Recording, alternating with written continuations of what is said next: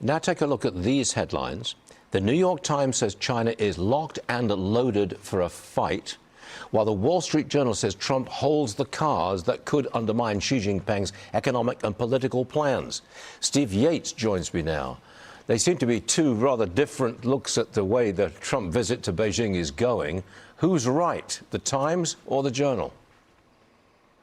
Well, it's not really a close call, Stuart. I think the Times is echoing a form of our domestic doomerism, where everything the United States, especially under the current administration, is doing is wrong and somehow losing alliances. And the president has done an awful lot to reset the terms of trade and the balance of power in major regions around the world and affecting key industries. We might be in flux on energy markets at the moment, but American influence in that is pretty strong and growing, and influence around choke points, while still in play, still net advantage America. And China has played what they thought was an ultimate trump card with rare earths.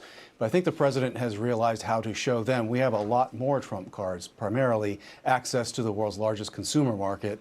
And also, we're not just a paper tiger when it comes to freedom of navigation. We're the one that's actually out there doing something about it. China, at this point, is really mostly talk. The Iran war looms large over this summit. Retired four-star General Jack Keane says China does not want Iran's regime to fall. Watch this. What China wants is clearly this regime in Iran, David, to survive and to recover, because this is their major foothold in the Middle East.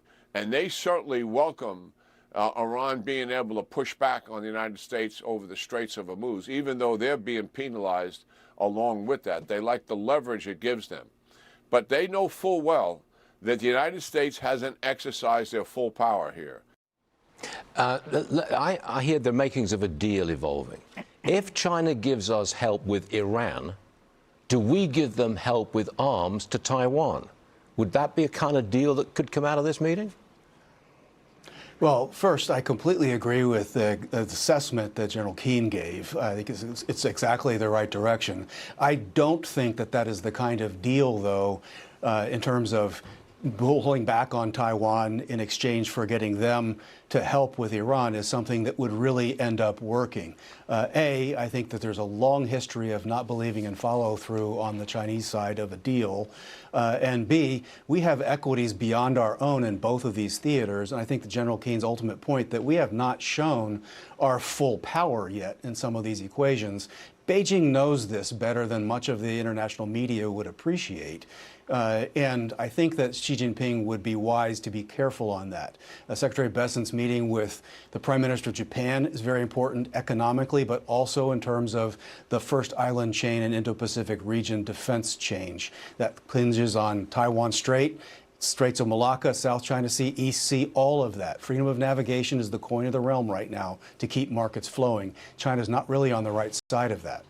Real fast, the president's taking with him a busload, I keep using that word, a busload of top corporate executives. Maybe economics is going to be just as big a factor in this meeting as is diplomacy. What do you think? Well, I think economics has been central to the president's highest priority in resetting and rebalancing the relationship with China. It's probably the area where we have the most potential to grow.